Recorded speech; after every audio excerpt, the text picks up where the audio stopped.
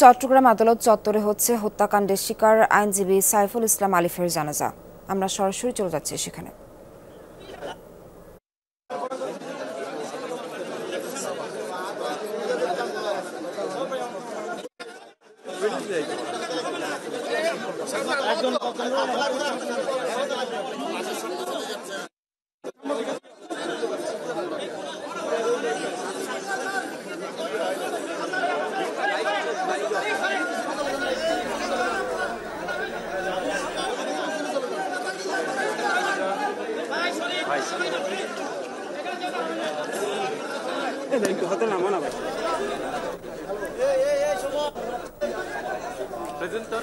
শহীদুল সুমন, আপনি নিশ্চয়ই শুনতে পাচ্ছেন আমাকে? একটু জানাবেন যে জানাজা নাগাদ কটা শুরু হতে পারে?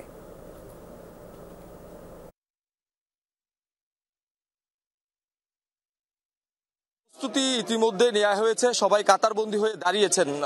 হয়তো 2-1 মিনিটের মধ্যেই নামাজে জানাজা, এটি আসলে প্রথম নামাজে জানাজা, সেটি শুরু হবে। এটি মূলত আইনজীবী সমিতির আয়োজনেই এটি হচ্ছে।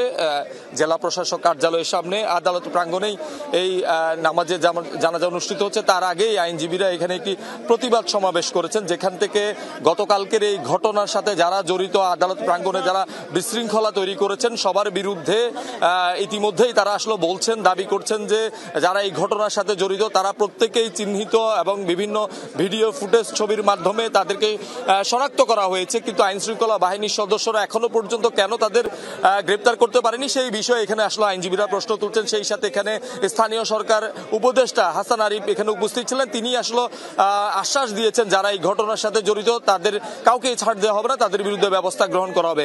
আইনজীবী সহ এখানে যে নিহত আইনজীবীর পরিবারের সদস্যরা, তাদের বন্ধু আত্মীয় স্বজন ছাড়াও কিন্তু সাধারণ ছাত্র জনতা এই যে জানাজা সেখানে তারা শরীক হওয়ার জন্য এসেছেন। প্রত্যেকেরই একটি দাবি যে গতকাল যারা এই ঘটনা ঘটিয়েছে, আইনজীবীর উপর নৃশংসভাবে যারা হামলা চালিয়ে তাকে হত্যা করেছে, তাদেরকে যাতে দ্রুত আইনের আওতায় আনা হয়। সেই সাথে গতকালকে যে ইস্কন নেতা চিন্ময় কৃষ্ণ দাস তার অনুসারীরা যে নৈরাজ্য তৈরি করেছিল আদালত প্রাঙ্গণে, সেটিও যাতে আসলে যথাযথভাবে তারও ব্যবস্থা গ্রহণ করা হয়। সেই সাথে আমরা যতটুকু জেনেছি নিহত আইনজীবীর পরিবারের পক্ষ থেকে একটি মামলা দায়েরের প্রস্তুতি চলছে। সেই মামলায় হয়তো আজকের মধ্যেই সেই মামলাটি তারা দায়ের করবেন। কারা আসামি সেই বিষয়গুলো কিন্তু এখনো পর্যন্ত আইনজীবী কিংবা তার পরিবারের পক্ষ থেকে কোনো কিছুই জানানো হয়নি। তবে গতকালকের ঘটনার পরপরই আমরা দেখেছি রাতভর যৌথ বাহিনী অভিযান পরিচালনা করেছে। সেই অভিযানে নগরীর বিভিন্ন এলাকা থেকে প্রায় 27 জনকে আসলে প্রাথমিকভাবে তারা আটকের কথা বলছেন। সেই আটককৃতদের মধ্যে যাচাই বাছাই করে যারা এর সাথে জড়িত তাদের বিরুদ্ধে আসলে ব্যবস্থা গ্রহণের কথা বলছেন। তারপরও এখানকার যারা বিক্ষুব্ধ আইনজীবী রয়েছেন, যারা সাধারণ ছাত্র জনতা রয়েছেন, তারা আসলে বারবারই বলছেন গতকালকের ঘটনা যারা ঘটিয়েছে তারা অনেকটাই চিহ্নিত, তাদেরকে যাতে খুঁজে এনে দ্রুত আইনগত ব্যবস্থা গ্রহণ করা হয় সেই কথাই।